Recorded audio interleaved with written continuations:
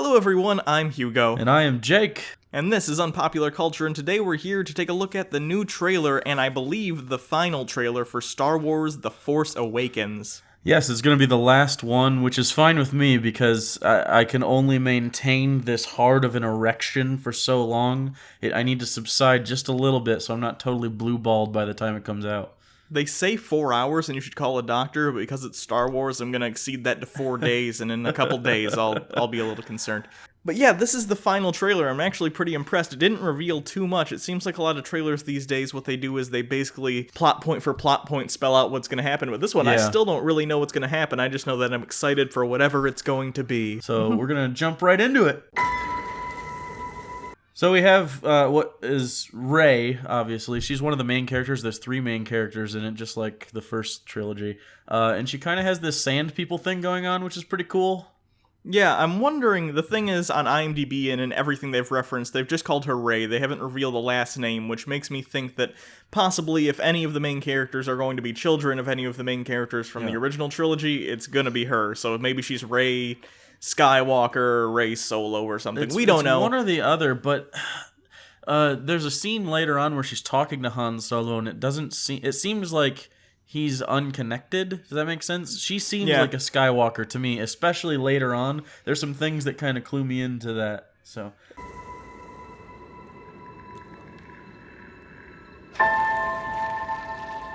And you can see here, do you remember the older trailers when it first came out, like the teasers, when they had the Star Destroyer that was falling down? Yep. Well, she's climbing through it. Yeah, I like this big cavernous shot of the inside of the Star Destroyer hangar, and it actually looks a lot like a hangar that we would see in the original trilogy, but we've seen it's been so many years and it's dilapidated. But I just love this, it kind of reminds me of one of the only good things they did in Jurassic World, and that was when they went back to the original park, and that 5-minute scene, very cool. Hopefully we get a little bit of this here, and it needs to strike a balance between not being too focused on the original trilogy and forging its own path, but still paying homage to what came before. Yeah, it's got a really cool look at the inside of a dead Imperial Star Destroyer, which is it's like an artifact from the original trilogy, which is kind of accurate to how we view them because they're so old at this point. So I think that's kind of a neat callback, and I hope we don't linger too long in the old trilogy-ness of it. I think they're trying to really make sure that the audience is aware that this isn't going to have much to do with the prequels. This is a direct descendant of the 3 originals, and we're going to try to push the shitty Lucas back as far as we can. Yeah, I assume this will be a probably first 20-minute scene. This will be probably Rey's character introduction, I would assume. Yeah, probably. Who are you?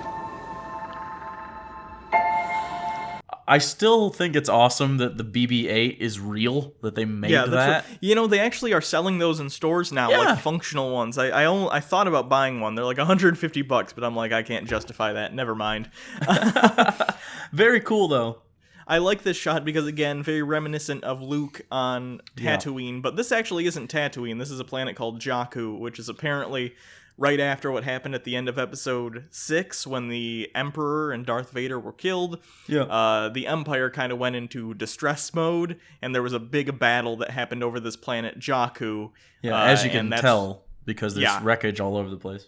So it's become like a scrap yard for ships and stuff, basically, at this point. And that's, I'm assuming, where Rey is from. But it is very Tatooine-y, which is good, because I like the kind of, mirrored aspect of it, it seems. Yeah, it's a little bit, I don't know if any of you have seen the quote from George Lucas for the prequels where he's talking about, it's like it rhymes. It reminds me of that, but I'm less scared here because George Lucas isn't at the reins. Yeah. I'm no one. There's 2 things about that. If you couldn't catch it, the audio was, "Who are you?" and then and some woman, and Rey responds, "I'm no one." And it doesn't sound like Carrie Fisher, so I don't know who's talking. Could be Captain Phasma, but maybe. But it doesn't. I don't know. It doesn't really sound like that, if that makes sense. It sounds like more of a cordial thing, I guess. But here's also some more wreckage. This is an Imperial lander, I believe, like the top of it. Yeah, I'm more excited by the fact that because it seems pretty obvious from the fact that, like, who are you? I'm nothing. I'm no one. Whatever. Yeah. Seems like they're going to be taking the same basic hero's journey story that they took for Luke. Even what she's wearing, the white sort of desert-looking thing, it looks a lot like what Luke was wearing in Episode 4. So it seems like they're probably going to take a similar route. Maybe they'll change some stuff. I don't know. Maybe there'll be some twists or something. But it seems like they're going to take that route of she lives on this desert planet. She doesn't really do a whole lot. She just lives her life, and she's going to be dragged into this whole conflict, just like Luke was, and probably rise as a hero or whatever. You know what, also, though? Later on, there's some evidence to suggest that she doesn't know anything about what happened or who, if Luke is her father or whatever, that's a thing, because she ends up talking to Han Solo, and we'll run into that.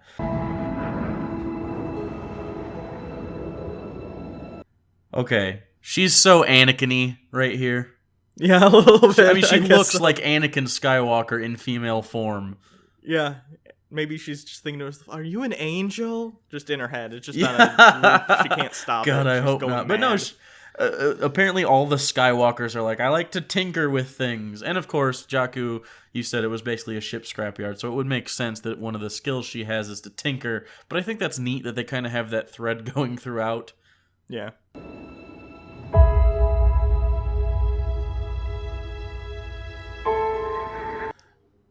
So they're Nazis now, the Empire. The Nazis, it's always been kind of a Nazi thing. I mean, come on, they're called stormtroopers. That's a Nazi thing. But here, it's so Nazi-ish. Even the speech, the sound system that you can kind of hear in the background in the scene, it sounds like an old 1940s Hitler speech if you listen. For sure. I really, really love this shot, though, because we didn't get a lot of the scale of the Empire in the original trilogy, but this just makes it feel huge. Also, is this like maybe Hoth or something? It seems very Hothy. It looks like Hoth. It's not Hoth. They've talked about it. They have planets that are very similar, because apparently in the Star Wars universe there are like 4 biomes to choose from: desert planet, cold planet, city planet, jungle tropical planet. Yeah. Those are the 4. It's always weird that they have whole planets that only have one single biome thing to go, but also, I really like the Stormtrooper redesign. It's much more smooth, and it's just a neat kind of look. It's not different as far as, like, you could still tell they're Stormtroopers just by a glance, but they're still changed enough to make you feel like some time has passed. Yeah, actually, the first time I saw it, because the images were leaked online, like some pictures of the production design. At first, I didn't like them. I thought they're just trying to do stormtroopers, but trying to be different for no reason. But the more I've seen them, the more I'm like, no, it fits into the aesthetic of this world and what they're kind of going for. Yeah. It is 30 years later. It's very similar, but it is a little different. So I'm warming to them. And also, this isn't the Empire anymore. It's now called the First Order or something like that. Yeah, so it is, It's but spiritually the Empire. Yeah, and you can see that later on in this trailer, actually, which I thought was extremely interesting. I was raised to do one thing. So here we see John Boyega, who's actually is another one of the 3 main characters, it seems. He's playing Finn. Again, I don't know his last name. It probably doesn't matter. I can't imagine he's related to Han Solo or Luke Skywalker. Really? What would make you say that? Stormtrooper? He's just a Stormtrooper. Yeah, totally. Stormtrooper. That's no, obviously. There's a lot of shit going on because he's a black guy for some reason. That's so stupid. Isn't that dumb? Like, there's people on both sides of it, though. Some people are like, black guy in Star Wars, doesn't make any sense. And then other people are like, there's not enough. And it's, I don't know. So, basically, I'm just going to enjoy it. And I didn't even think, like, the first time I saw him in the first teaser, I didn't even think about the fact that he was a black guy. No. I just thought it was cool that he was a stormtrooper. Honestly, now, I think even the people who were saying, like, I'm going to boycott it or whatever, I think they're trolls online trying to rile people up because they think it's funny. I agree, but it's still very interesting, and it seems like he's going to defect, which is neat. That's kind of a cool... I really like the idea of seeing it from a stormtrooper's perspective. And I'll talk about it a little bit later, but it seems like we're going to get more of a, the rebellion is a threat to people, because we didn't really get that feeling. It seemed like they were kind of dumb luck in the original trilogy, like, because they had Luke Skywalker, and they're kind of like, use the Force, shut your fucking computer off, and blow a thing up. It worked twice. I hope there's a little bit of a transition period where he's still trying to say, like, I assume he'll meet the rebels or whatever they're called now. I don't think they're called the rebels anymore. Yeah. But when he meets them, I assume there'll be a period where he's like, well, yeah, the Empire or the First Order, whatever, does bad stuff, but here's the good things they do. And then, eventually he'll switch, obviously. But I hope we get a little bit of insight into some of the justifications that stormtroopers might have for the things that the bad guys do. Yeah. I really, really like how the TIE fighters are looking now. And they have the red on them now, which I assume is a First Order thing. But I also this shot was interesting because it's just a lone TIE fighter and there's no space battle going on. Yeah. So it interested me. I have no idea what's going to happen, but it's just falling out of the sky for seemingly no reason. I mean, it got blown up a little bit, but it's not like a battle. I like that the ships are almost identical. I understand that it's been 30 years and they've changed. I almost wish they had changed a little bit more. I think the prequel trilogy went too far in that almost none of the ships looked anything like the ships in the original trilogy. By the third movie, you could kind of start seeing the X-Wings forming and stuff like that, but I don't know. There was something about the prequel trilogy ships that looked like stylistically nothing like the ships from the original trilogy, and I like that here they're carrying through. There are changes, but you can still tell it's the same basic design. And importantly, they have very, very good sound effects going on, so this TIE fighter sound, like you identify with it immediately, and you're like, okay, this is a TIE fighter, this is what they look like now, good. And that's exactly how you should pull it off. But I've got nothing to fight for. So it looks like I would guess that TIE fighter, I'm guessing that that's Finn, and I'm thinking that the planet he crashes onto here is Jakku, and I'm guessing this is sort of the turn of events, the fate or whatever that's going to make him and Rey run into each other, and that'll set off the whole chain of events of them getting involved in the rebellion or whatever. That was kind of my guess too, yeah. And he also says here he has nothing to fight for, so you can see sort of his character arc and how he's going to get involved. It makes sense. Yeah, it's interesting though that he says I have nothing to fight for, or nothing left to fight for. He might be one of those, Nazi officers that finds out that they're doing terrible shit in the concentration camps, sort of Echo, where he's just like, okay, I'm idealistically opposed to this at this point. And maybe the whole thing was he was running away in the TIE fighter, and maybe he got shot at one time and they made him crash and they thought, okay, he's dead now, but he lived.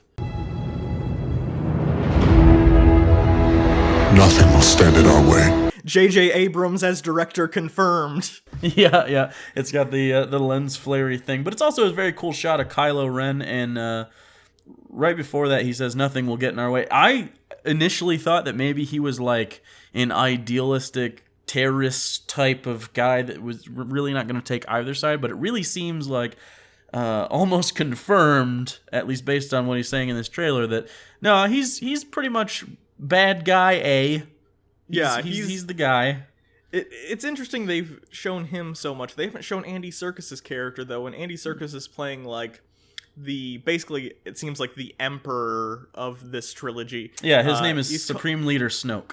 Yeah, so it's weird that they haven't shown him, though I guess he didn't see the Emperor in the first Star Wars either, so maybe you won't see him until the very end of this movie, I don't know. Yeah, it's interesting. I just like that it seems like we have another Vader-esque character, because he was cool, but we didn't really get a lot of insight during the original trilogy, which was fine, because the big reveal on that was that he was Luke's dad, and that was the whole thing. Like, in this one, it seems more like he's kind of trying to revive this sort of lost thing, and you can kind of see that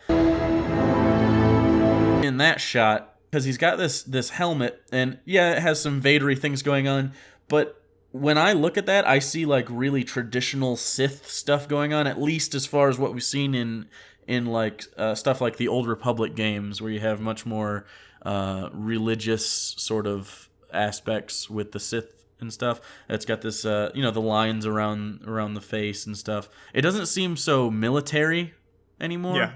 It seems more like it has to do with the Force. It's not Darth Vader's thing he needed to wear because it was a medical apparatus that was keeping him alive. Right. This looks like something that he's wearing out of some sort of devotion to some sort of cause. It's a symbol. Right. It's something that he wants to wear.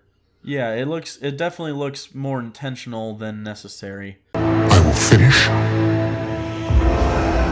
what you started. So right here, Kylo Ren says, I will finish what you started, and then we get a shot of the melted Vader helmet again, which gives us a lot more insight into what's going on. This worries me a little bit, because I think this character is going to ride a very, very thin line between paying homage and taking inspiration from and trying to be a complete ripoff of. You know what I mean? Yeah, like, I don't think, based on what we see in these limited amounts of trailers, I don't think he's going to be just Vader. You know what I mean? Which is good, because we don't want that. We've gone through it. I think his character is going to start there. I do not think he's even going to finish there in the first film, though. That would make sense. I could see him growing out of being basically just trying to emulate Vader to becoming his own thing. That would be a good arc, actually. It would make a lot of sense. It really would. Obviously, this helmet was taken from when they burnt Vader on the pyre. We've all talked about that after we saw this the first time. But it's also very interesting that he says, I'm going to finish what you started, because in the new poster that just came out, it looks like a new Death Star. Yeah. And at first, you especially had some reservations about that, and I get it, because 3 Death Stars. But actually, what if, and hear me out, what if they do the Death Star thing, and that's all good and well, and I assume he will eventually fail, but what if they succeed at first, and they're actually fucking murdering worlds for a while? That'd be good. I also That'd be heard really good.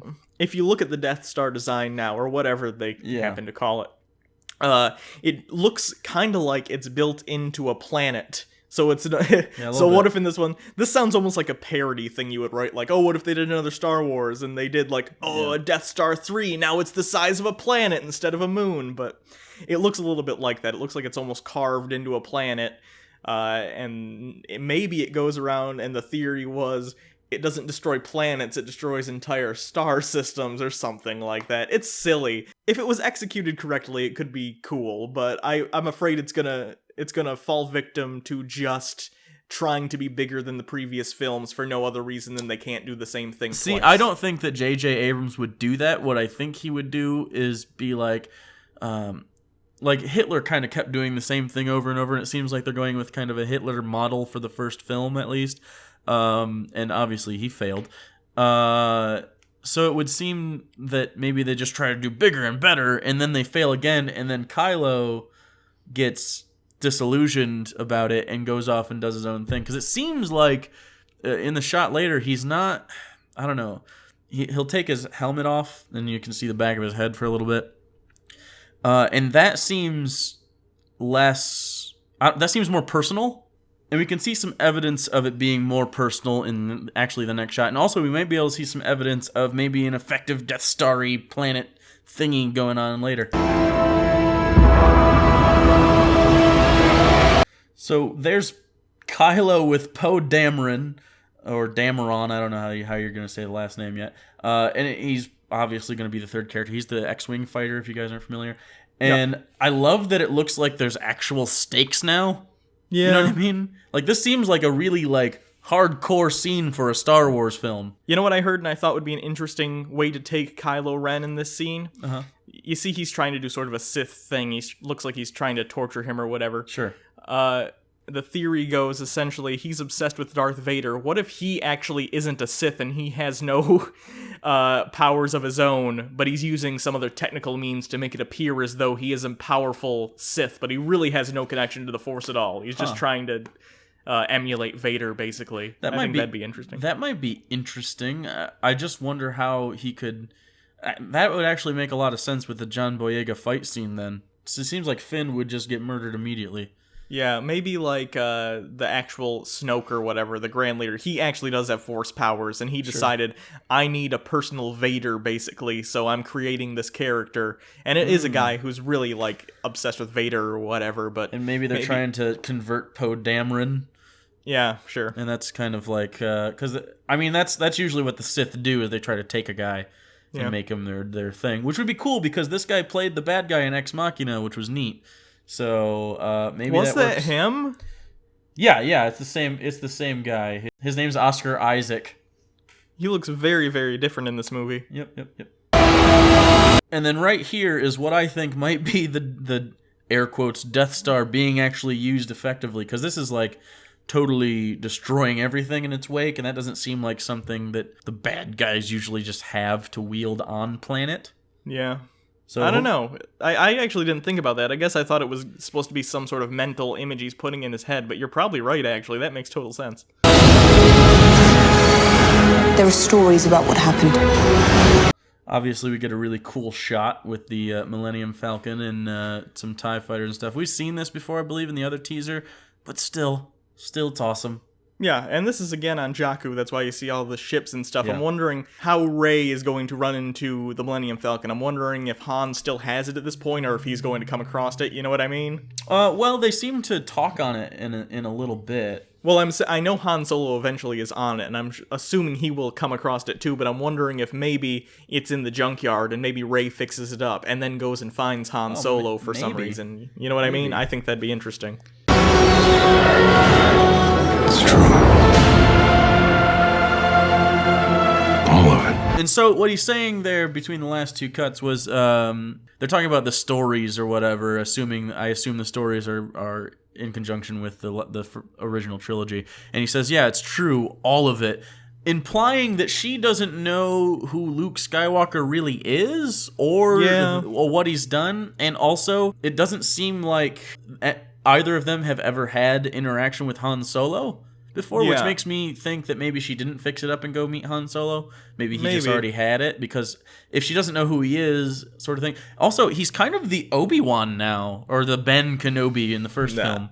I don't know if I'd compare it to that. I think Luke's gonna be the definite Ben Kenobi. You think so? Because later on, Han's gonna be like walking them around and showing them things, which I think is actually a better angle than having Luke be the guy, you know what I mean? I think there's going to be duties split up. I think Han Solo's essentially going to be Obi-Wan in the sense that he's going to show them this large galaxy. When we have the cantina scene, whatever that might be in this movie, there's always a crossing the threshold scene where these characters are exposed to the larger world around them. Yeah. I think Han Solo will be there for that, whatever that may be. That makes sense for him to do as well, since he's got the Millennium Falcon, which is a good tool to use. But I think when we get into the more mystical training stuff, that's all going to be Luke, for sure. He'll be serving that role there. But I do think it's interesting that Han has changed in the years between the original Star Wars and now, because if you remember in the first movie, Obi-Wan was talking to Luke about the Force on the ship, and Han Solo essentially said, I don't have time for your hokey superstitions, whatever, and he doesn't believe in the Force at all. But obviously, over the course of the, the Star Wars, he's come around, and now he's like, no, it's all real, it's all a thing. I like that he takes it seriously, too, because obviously Han Solo is our comedic relief for the most part, and I think he'll have some really good scenes like that still. But I just like an older, sort of like, I've been at war for 40 years guy. Yeah. I dig that. Also, this whole thing kind of implies that Luke might be in hiding, which would be interesting. I think he will be. Here's my theory. This is a total fan theory, but this is what it is. Yep. I think I think Luke tried to restart the Jedi Order after what happened. I think Kylo Ren, who may or may not be related to any of them, I don't know, but I assume he'd be one of Luke's first students, maybe one of his best students. Sure. And then he turned to the dark side, and Luke felt so bad and felt like he did such a bad job restarting the Jedi Order, and he essentially, brought a big enemy back that he's gone into hiding and exile. Yeah, because that's just a theory. Yeah, obviously they're throwing out the extended universe for the most part, and Luke does try to restart the Jedi Academy and the Jedi Order. And obviously that doesn't happen with these characters. But also, notice that Kylo Ren isn't Darth Kylo Ren or anything like that. He's not a Darth. Right. Which kind of goes into the theory that maybe he isn't actually a Sith, but trying maybe to he be. Isn't. Maybe he's just a dark Jedi. That's fine with me. Like I think that's actually really, really cool. So it seems like they're going to go in a little bit of a different direction instead of this light v dark, maybe dark gray versus light gray, which would be interesting.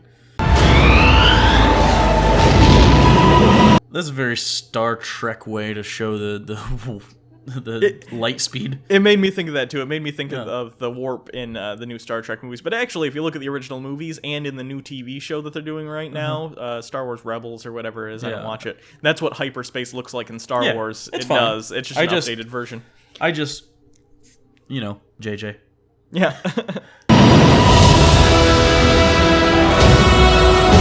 Okay, really cool shot of Kylo and what looks like one of two things to me. It looks like an SS-style squad, which is probably more accurate. Or, and this could be really fucking cool and very nerd bonery, like Sith people? Maybe. Usually the Sith follow the rule of two, though, so usually there's no more than two Sith sometimes, but like, again, and this is some shit that obviously doesn't apply anymore, but like in the Old Republic style stuff, they were often in groups. It wasn't just the rule of two. Yeah. So if it is, and I mean, the guy in the bottom right has a gun, and the guy on the left does, but then another guy has like a staff and something else. I don't know. You can't really tell what they have, but it seems more of like they're all specialists. Yeah, it doesn't seem like they're just. I assume troops. they're like his personal guard or just Right. a special group of stormtroopers. It's who probably are like the more best. like on those lines, but still, their helmets are neat enough to make me think, it could be Sith. But that's just more wishful thinking than anything. I really like that the X-Wings finally look formidable. Yeah. Like, for the first time in a Star Wars film, you look at them, and you're like, wow, that thing's not just going to fall out of the sky. That looks actually like that could kill some things, and that's awesome. Yeah, I like that we're going to get some ship fights in a planet's atmosphere, too. I think in the original trilogy, we didn't really get any ship fights on a planet. Yeah, but that was Hoth is that was really a the little only different. one. That was just because they were, and they used the tow cables, but... Yeah, I know. Even in the prequels, we didn't get a whole lot of ship fights. I mean, which is weird because it is Star Wars, but in the prequels, you kind of had one at the end of the first movie. Yeah. You had one at the beginning of the third movie. You had some battle scenes in the second one, but it never really felt like a Star Wars fight scene to me. It just felt like a battle scene in a generic sci-fi movie. Yeah, these look actually really cool.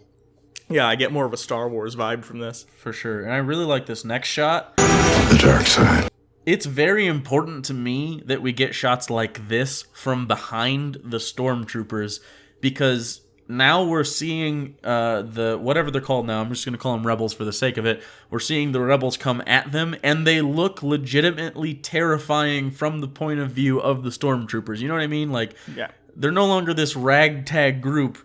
These people in these stormtrooper uniforms are going to be murdered, and that's important because That's usually good. they're just fodder. But just something as simple as the cinematic move is just putting the camera behind them and making the threat real is very important to me. I didn't even think of that. That's actually really smart. See, you'd be a better director than me. I wouldn't even have thought to do that. That makes sense.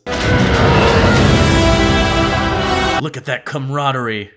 I like this whole part here. There's like a big camera swing around. It's a big whooshy camera shot, which really stood out to me because if you'll notice in the Star Wars movies, usually you have a very static camera or very, very simple moves. Not here, great. because it's J.J. Abrams, it seems like he's playing with the camera a lot more and playing with the motion and letting the scene flow, kind of adding some energy to it. Right. It'll be interesting to see because I think there's going to be a little bit...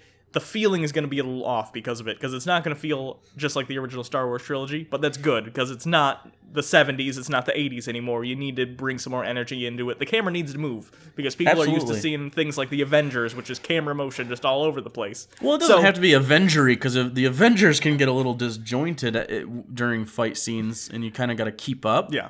Which I don't necessarily want, because we're not having Iron Man fly around and murder things all the time. No, I'm not saying but like no, that I much. really, I'm just really saying, like that. No, it adds to the atmosphere. So, like, there's a lot of action going on in the scene, and people are scrambling, and it makes you feel like, yes, we have to go to war, instead of, like, if you remember the scene on Hoth, which is pretty much as close as we can get in another Star Wars film to this. It's a pretty static shot, and people are just running to their ships in the hangar. Yeah, I agree. I agree with you. I think it adds to the scene. I'm just saying. For sure. I'm glad that they modernized it, but it's worth noting that they did change that to try and bring it up to date with where films are today. Yeah, absolutely. And I do like that we have a very similar thing going on with three main characters. I think for some reason that just always works in Star Wars. Yeah. Because we have Poe, Finn, and Rey, and obviously Finn seems to be the link between the two, at least at this point. And he might be our main character, which would be extremely interesting. I think it's either going to be Finn or it's going to be Rey. I'm not sure. Finn is the Jedi. It's probably going to be a dual thing, but Finn really seems like the guy that's going to go through the biggest arc. He's going to be our Luke. Yeah, maybe. He has the lightsaber, so it would make sense. I think Rey seems kind of like the Han Solo. She's going to be the ship person, the mechanic. And then Poe is going to be more the pilot type guy. A Jedi. Again, we're just going to talk about the fight scenes. Like, if I get this kind of shot all the time, like, and it feels very action-driven air battles, even in space too, like, I'm going to be such a happy boy. Like, I mean, look at that. That's something we don't really get unless you're playing the video games. Yeah. So this is an interesting shot. Yeah, this is Han Solo leading them into some sort of city. Now, what I notice, beyond the robot and all that shit, whatever, there's lots of flags. Yeah. All you Boba Fett fanboys, if you look amongst the flags, there is a Mandalorian flag, which has become synonymous with Boba Fett. Yeah. So I don't know if that means anything. It could just mean, hey, Mandalorian. It could just mean, hey, Easter egg. But just so you know, it is there up at the top, kind of in the center. Obviously, we have a very cool looking droid, although it's very Phantom Menace-y, if I'm honest. I could see that. It looks like a droid that would be on Coruscant, as opposed to something that would be on some shittier planet. Something like that. But and also, the first time I looked at this, the architecture was very Throne Room from New Hope, but it's not. But it's got like these pylons on the right and left side here look like the background that they were standing in front of, and then kind of the door is very similar, although it's a different color. So the architecture, I mean, it could be a similar thing they got going on from when they got the medals at the end of the first film. I think this is going to be the crossing the threshold moment. I think so too. This is Han Solo introducing them to the rebels or the group or whatever, and I'm thinking, because there's all types of different flags, it could be like this is where we're all coming together, we're all this one unified group trying to fight the First Order. You know what I mean? I agree, and that's probably exactly what it's going to be, which is cool. I also like that BB-8 is there. It's interesting to me that we don't have a secondary droid yet, or if we even will, and maybe C-3PO and R2-D2 will also be interacting a lot, because I think all those scenes are good. But it's always like, because BB-8's just going to do the beep beep boop bop thing. Yeah. So we don't have like C-3PO translating for us. Maybe one of the other characters could. I mean, Luke ended up learning how to talk to R2 himself. Yeah, and he it could be. It's probably going to be Rey if it's going to be any of them. Yeah. They're real. Okay, I'm pretty sure everyone understands that this is a shot of Luke, right? Yeah, that's the implication. They still haven't shown his face. Robot hand. You know why I think they haven't shown him, if I'm being honest? Why is that? I think they're going to kill him almost immediately, and anytime he shows up for the rest of the trilogy, it's going to be Force Ghost Luke. I hope it's not Force Ghost Luke. But there is some... It does seem very like... He's touching R2-D2 in like a loving, let me die way, which is very Jedi, and I hope he doesn't get sliced and then does, the Obi-Wan all my robes fall on the ground thing. Oh, if he dies, I guarantee they're going to do the Obi-Wan sliced and then he disappears thing. Probably. But there's something going on in front of them on the left side there. You see, like, there's flames and shit. In the very next shot, there's very similar flame things happening. Yeah. Right there. Yeah, looks like the First Order maybe found Luke or something. Yeah, it really could be. And then right after that, we have Kylo Ren doing lightsabery things. So he could be killing Luke. I have two feelings about killing Luke immediately. One is, that's awesome, because if he dies, that makes it feel like everything is more important now. Yeah. Because we don't have the one guy that could win. Right? Does that make sense? No, I get what you're saying. I kind of want him to kill him in the second film. I think none of the original people, well, maybe Leia, but Han Solo... Carrie Fisher will make it. I think Han's got to die. Someone's going in this movie. Han's got to die because everybody loves him. I think in this movie, at least one's got to go. It's going to, at the end of the movie or something, show like... Because honestly, this is not even a storytelling standpoint. This is a business standpoint. And I wish movies weren't dictated necessarily by the business, but they are. So here we go. I think they're going to say, this is our first Star Wars movie as a company. We have to show them we mean business, and we have to get them to come back for the other parts. So we got to kill someone to make this. Even though it's the first movie, they got to do sort of a Return of the Jedi I think they're definitely killing someone. They gotta. They pretty much have to. Yeah. You could kill Luke and R2, but there's a shot later with C-3PO and R2, I believe. So. See, I think you could kill Luke, no problem. But I think the minute you try and kill R2-D2, people are gonna be pissed off. Yeah, maybe. I don't know. I just hope he makes it through some of the film. If he's gonna die, like, I want there to be like a connection lost if he's dead, through probably Rey and or Finn. Sure. And hopefully Han. Like, I think it'd be very important for Han to see it. Yeah. You know what I mean? I think that'd be good because Harrison Ford can really act now, unlike in the 70s. So I think, although he was the best actor, that's saying a lot. Here's our only shot of Captain Phasma. Captain Phasma is either going to be written off as a really gimmicky character or is going to be the new Boba Fett. Maybe both. I don't know. think it's going to be Boba Fett, but it's played by Gwendolyn Christie, who is of Game of Thrones fame. She was Brienne of Tarth, I think, the big tall one that was killing around or hauling around the Kingslayer.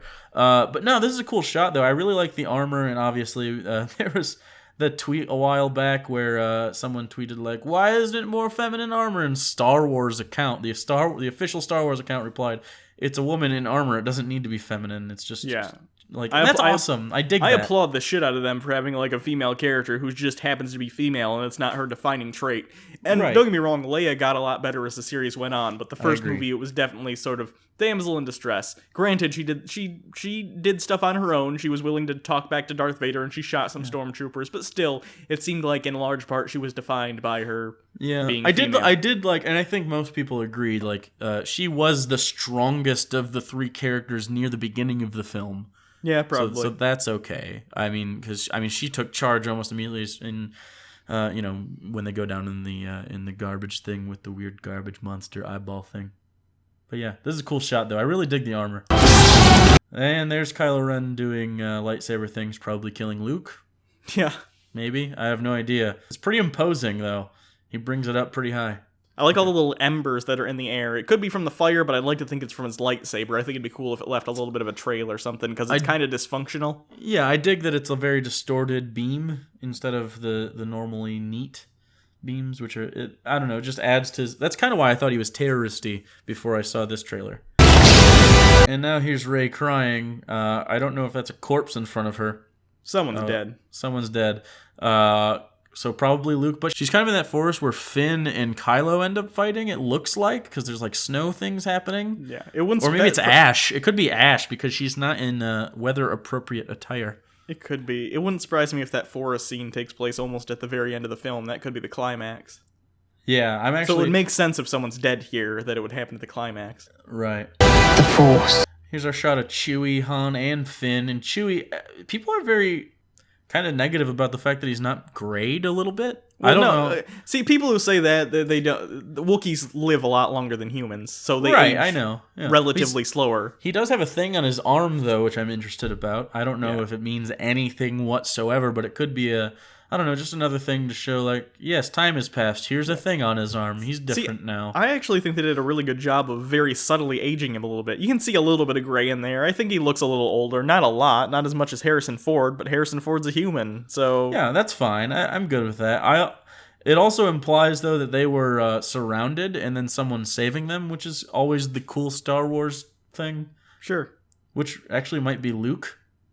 That'd be cool. That'd be a good scene if we don't see Luke for most of the movie and then he shows up and saves them. Right, because of the way Harrison Ford's kind of looking, kind of makes me think, like, he can't believe it. Finn looks like he's just like, what's going on? But Harrison Ford definitely has, like, this disbelief going on. It's calling to you. I like the cockpit shot. I mean, it's very obviously it's a callback to the original shots in the films, but it's much cooler.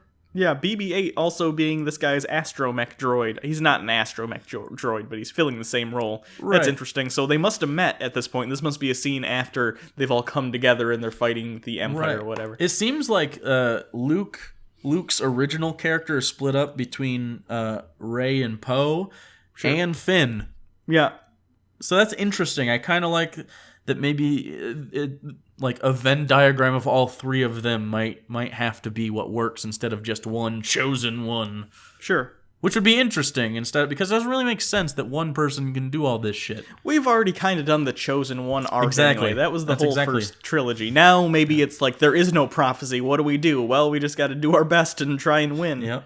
Also, the helmet is rad as fuck.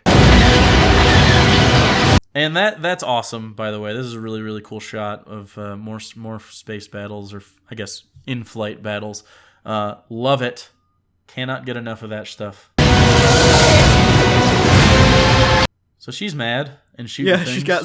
I like this gun. I don't know what kind of... I mean, I assume it's a laser gun, but it kind of looks like a weird shotgun or something. I don't know. Yeah, it's interesting. Again, she's still wearing the same stuff. But this is also very foresty, so maybe...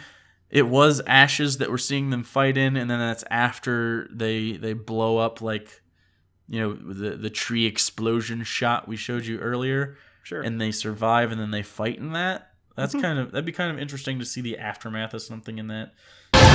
Here we actually see a stormtrooper, like, get fucking shot, like, oh, look at how dead he is. That's interesting. We didn't see a whole lot of, I mean, yeah, you see him get shot, but usually it's like, oh, maybe the armor deflected it, they fall down, whatever. Here, like, no, that stormtrooper gets wrecked. That's interesting. Yeah, I like that they're kind of showing, like, yeah, these people die. So is he using force powers there? Probably. It would seem so. He's so definitely maybe he does have Sith things going on, but again, his lightsaber looks all distorted and neat, so I don't know. Unless he's just, like, really theatrical. Is that our only shot of Carrie Fisher so far in the trailers? I believe they show her handing a lightsaber to someone, just her hands, though, in one of the teasers that they had. It's probably Finn, then. Yeah. Maybe. But anyway, she's crying, and so her and Han Solo seem to be a thing still. That's good. I'm glad they didn't go. It seems like it'd be really easy, and it seems like in a lot of movies they try and do they split up for some random reason or whatever. But I like that here. No, they're still together. Sometimes you don't have to be really cynical and say, why would they stay together? It's just a movie. No, it's just a movie. Let them be together and be happy. Right, and sometimes things work out. People, like, it's all right. Also, she looks less methy. That's good. Good job, Carrie probably Fisher. Doesn't have her coke nail anymore. So that's a cool shot. And now, this is like a huge thing everyone's talking about is whose lightsaber is that? It's not Luke's. It's definitely not Luke's. It could be Anakin's. A lot of people say that, but the part where it goes around in front doesn't look like Anakin's at all because Anakin stops like a third of the way. It doesn't wrap around all the way. See, I heard people say it looked like Anakin's, but it got dropped in Cloud City, so someone would have had to have retrieved it somehow. I guess maybe. I think the best would be just that he gets his own. Like, I think that's just totally fine. Yeah. But he doesn't... I don't know. He's not holding it in such a way that makes me think that he's a Jedi yet. No, I think he's just a dude who's going to try and laser fight this dude, and he's just going to do a terrible job. I like the lighting effects on the lightsaber now, too. Yeah, looks really good. It looks very natural. It looks like if you had a laser, this is the ambient light that it would produce. It doesn't seem like in the originals, or even the prequels, they did a very good job of the lighting on those. Yeah, it was always off, just a little bit, but yeah, I think you were going to say that, like, that's just a time thing. Like, yeah, they probably couldn't have done it effectively and at a good cost at the time, so I understand. But it's cool that now we have lightsabers that look a little realer. Here's our shot of Kylo and Finn fighting, and his helmet's off. And I was worried at first before I actually looked into it. I was like, oh no, it's gonna be Luke, but it's not. It's fine. Yeah, it's good. They have their own actor for it. It's Adam Driver, who I don't know if he's been in other things, probably, but not a lot of them. So this is cool. I like the fact that we're gonna get, and that's what I was saying earlier. Like, he takes the helmet off, and this seems like a more personal fight. Yeah. Like, maybe he's not kind of like, he doesn't have the ideology going forward at this point, which would be interesting because usually taking stuff off and making it a more personal situation is symbolic of it, of a change. You know what I would like? What's that? And I think it would be cool if through most of this movie, because it's been established that not many people know exactly what happened in the original trilogy. Right. So people probably don't know Darth Vader killed the Emperor. They don't know he turned good at the end. So it'd be interesting if Kylo Ren is super into Darth Vader, is mad at Luke for killing him, and then finds out the truth. Finally meets Luke, and Luke very calmly explains to him, no, in the end, my father came back to the light side. And Kylo just loses his fucking mind because he can't believe that everything he's built his life on is a lie. You know what actually would be very, very interesting is if by the end of this film, Kylo's a good guy. I don't think they would, because then I don't think they would either, because they like their monolithic bad guys. Yeah. However, there's new regime. JJ's in charge. That would be an actually good twist.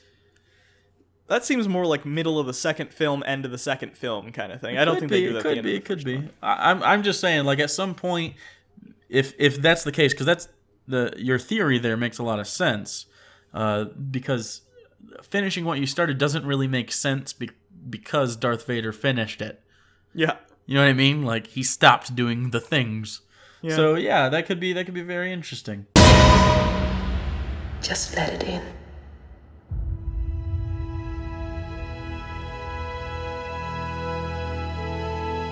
So that's the end of the trailer. Can I just say that's an awesome use at the end here of incidental sort of sounds like the Star Wars theme music at the end of this trailer? Awesome. Yeah, it's great. I really like that this one was quieter. You know what I mean? Like, we get it. John Williams was involved, but you didn't have, like, they didn't inundate you with it. It was just, it was quiet. They let things happen. And that's what makes me think going forward that the film itself will actually be less bombastic, which is a good thing. Did they get John Williams to come back and write new music again? I don't remember hearing anything about it. Yep, they got John Williams back for it. I assume there's going to be new music in it because it wouldn't make sense without it. And it sounded like a lot of modified versions of the old stuff too. Yeah, like it makes sense. A little bit more refined and maybe a little more futuristic's a weird word to use, but yes. I think there'll be definitely new character themes. Like I think Finn, and Rey and Poe and all of them Captain will have their own Phasma will definitely have a cool, I think, a little theme going. Obviously, Kylo Ren's going to have a pretty neat one. And I think it would be very interesting if it started off very Vader-y and then changed subtly over time. Oh, that'd be a good idea. I actually really like that. I think because it needs to be reminiscent a little bit. It needs to convey the same mood, and it's in the same universe. You could have the same dun dun dun dun dun dun dun, but if you did it like, you know how the Joker theme was very gritty, and I hate when people use the word gritty because that seems to be thrown around a lot. But I would like a less refined version of that starting out, specifically because his lightsaber is distorted. So something a little more chaotic, something that feels maybe something with a little something going on, like some distortion, like the Imperial March guitar. Is very ordered. It conveys a sense of structure. Exactly. Yeah, but you want that, but to remove some of the structure. That would make sense. That's exactly. Yeah. And so some other cool stuff that's not in the trailer, but I found out through research and stuff.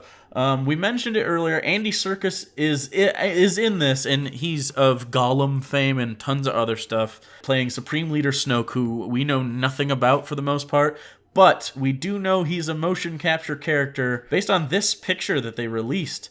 So I don't know what's going on there, but it's very, very cool. Oh, cool. So maybe the big Emperor bad guy is going to be an alien. That's cool. Yeah, or maybe he's just fucking weird looking. I have no idea. But maybe. I just, Andy Serkis is always really good. And the fact that there's cameras all around his face at this point makes me think that maybe he'll be this hologram at first for a long time. Maybe. Because they tend to do that. And he might be like the ultimate bad guy near the end, which would be very interesting. Also, as I mentioned earlier, Oscar Isaac, who's playing Poe Dameron, he was in Ex Machina. Actually, the other guy who was in Ex Machina, Domhnall Gleeson, he's also playing a character in this, and his name is General Hux. I have no idea. I have no idea what General Hux is. I wonder if is he going to be, because I could see him in sort of an Imperial uniform from the original trilogy. You know what I mean? He has that look about him, kind of a skinny guy. Yeah, I can see it. Last thing on the cool stuff list, Peter Mayhew, who is Chewbacca, Anthony Daniels, who is C-3PO, and Kenny Baker, who is R2-D2, they're all coming back, which is great. Not only that, but Warwick Davis has some sort of role, too. So a lot of people from the original coming back. Yeah, so maybe we'll see an Ewok for some reason? Maybe, that'd be kind of funny. My only concern for this movie, because I think it looks like a good movie in and of itself, it looks like it'll be fun at the very least. I don't expect it to, like, change the game like the original Star Wars did, but no. My only concern is that I think they might try and lean on the originals a little too much. You can have references, and everyone loves references, and they like to pay homage, but if you rely too heavily on it, then once the other actors aren't there in the sequels, no one's going to care anymore. So as long as they're creating their own stories that are interesting in and of themselves, and not just because you slapped the name Star Wars on it, and you see C-3PO for a couple minutes, then it'll be successful. It'll live and die based on its own merits, and how much it relies upon the original trilogy. Yeah, I really think they're going to start out leaning on it, and they're going to kind of get rid of that crutch as they go. I think it's important that the first film is established that it takes place after the originals. Sure. And so I think you need to, for at least the first third of it, before that crossing the threshold scene. Yeah. But after that, like, move on. Like, we can start to move away. Obviously, I think the end of the second act is going to be our big death. I don't think they're going to wait till the end of the film, because I think that's going to be okay, this is a new film. This is a new trilogy moving forward from this point on. What struck me about the trailer was, before this trailer, the thing I was most excited about was definitely, oh, Han Solo's back, oh, Luke Skywalker's back. But now that I have seen the trailer, I'm thinking, oh, what's going to happen with these new characters? Seeing this made me more interested in the story that they're telling and not the story that they told 30 years ago, and that's a great success as far as the trailer, because that's what they have to sell, is the new story, not just nostalgia. And also, they're giving us these different looks at characters, especially Finn. Like, he's a defector from the bad guys that we're all supposed to just shoot lasers at. You know what I mean? Sure. So it's very interesting that we're getting some sort of... It's much more complex already, just with the trailers that we have. It already has more depth than all 6 of the original films. Yeah. I mean, there's really nothing going on. It was very surface level, point A, point B, bad guys, good guys thing. There wasn't much, nuance. Yeah. So I really like that, and I kind of hope that they stop doing light side versus dark side, because I think they're gonna have elements of it, but I don't think the line should be less clear. It should be a blurry. I think that's what they'll do. I think the light side, dark side thing will always be a theme that runs through the movies, but I think they're gonna make it a little less black and white than it was in the originals. You know what I mean? They'll play with what we already have established, like light side always good, dark side always bad, and they'll play around with that and kind of say, well, what if you look at it this way? And exactly. And I think that's why they're giving us a view from the bad guy's side of it with Finn. Like, he probably has friends there. You know what I mean? Yeah. He probably has his family somewhere in there. I don't know how they're built. I was talking to someone and they said maybe he's like a Spartan-esque character and he was just built for this. He doesn't seem like that. He doesn't seem like a battle-hardened veteran that just is like, if Oscar Isaac was playing the character that Finn's playing, maybe, because he can pull that off. He's much more gritty. But this guy, John Boyega, just seems like he's mid-20s, kind of a kid. But he's a man, but he's still got kind of that Luke Skywalker innocence thing going on, where maybe he's like, I don't want to do this anymore. So I think what it's going to be is, because if you remember in the original trilogy, Luke wanted to sign up to be a stormtrooper at the beginning, just because he wanted to get off his stupid backwoods planet. Which is a weird retcon later on, because Lucas actually says, like, oh no, clones were always the stormtrooper, which is so super weird. But they retconned that yet again, though, in one of the games. They said that there were clones, but then they stopped, and then they started recruiting. It's a little bit of a clusterfuck. It makes more sense to recruit after the fact and have a mix. Yeah, but it makes way more sense. So I assume he's just a recruit. I think his story is kind of going to be, what if Luke did join the academy and he became a stormtrooper, and then as time went on he became more jaded about it. I think that's kind of what's going to happen. It's this guy did this because he wanted adventure, he wanted to get out in the galaxy or whatever, but as he's done more and more things and seen more and more things that the First Order has done, he's decided, I don't think I'm all about this noise. I think that's good social commentary too, because obviously PTSD is a big thing people are talking about now and stuff, and I don't think he's going to have full-blown PTSD, because that would make for an extremely depressing Star Wars film. However, I do think that maybe having him be not so excited about violence would be a good thing for a character to have. Sure. You know what I mean? Even though he's wielding a lightsaber and going to try to kill a guy, but... Yeah. Well, it cauterizes the wounds. He's just going to cut off his arms and legs and he'll be fine. And then he can really be like Darth Vader. So I think that is it for this episode. This was a very long trailer analysis, but let's be honest, this is one of the most hyped movies probably since Phantom Menace. So hopefully it doesn't disappoint us. No, just judging by cinematography alone, seems like it's going to be just fine. If we can get the first Star Trek film quality out of it, maybe a little bit more, I'm okay with that. I know a lot of people aren't huge fans of it, but it's like a 7, solid 7. If we can get... Because New Hope's not that great, but Empire makes it great. Sure, I can see that. You know what I'm saying? So if we can get the same kind of flow and structure, and then end on a good enough high note where, like, Return of the Jedi is like 8.5, you know what I mean? Like, that's okay. I'm good with that. Yeah. I can deal. I could deal too. So as long as there's... I don't want a 4 like Phantom Menace. There's no way. Even if, honestly, it looks pretty. Worst case, it's kind of a mediocre movie that looks very nice. And honestly, maybe George Lucas was a godsend. Maybe he came and he decided, well, nothing could ever live up to the original trilogy, so I'll make a trilogy of shit movies so we can start making Star Wars movies again. And no one will care that they're not as good because they're just not as bad as the bad ones. So thanks, everyone. Tell us what you thought of the trailer and anything we may have missed, your theories, whatever, in the comments. We'd love to hear what you have to say. You can always subscribe to the channel if you haven't already. You can always follow us at TheRealUnpop on Twitter. If you want to help support the show, you can always check out our Patreon. We always appreciate that. If you don't, that's cool. We're still friends. We're still friends. Some of us are more friends than others. So I like to be outside your bedroom at night. All right. So until next time, I'm Hugo. And I'm Jake. And this has been Unpopular Culture, watching the trailer for Star Wars The Force Awakens.